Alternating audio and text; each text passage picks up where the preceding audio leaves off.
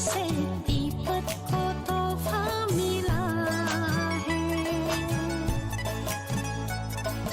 ए हिंद तेरी सरजमी से दीपक को तोहफा मिला है। बोताधारा मुका फूल तेरी है, बोताधारा मुका फूल तेरी नाम से निकला है।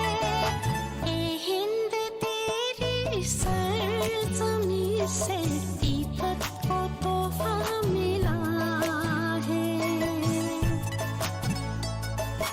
ए हिंद तुझको सलाम, ए हिंद तुझको सलाम। ए हिंद तेरी सरजमी से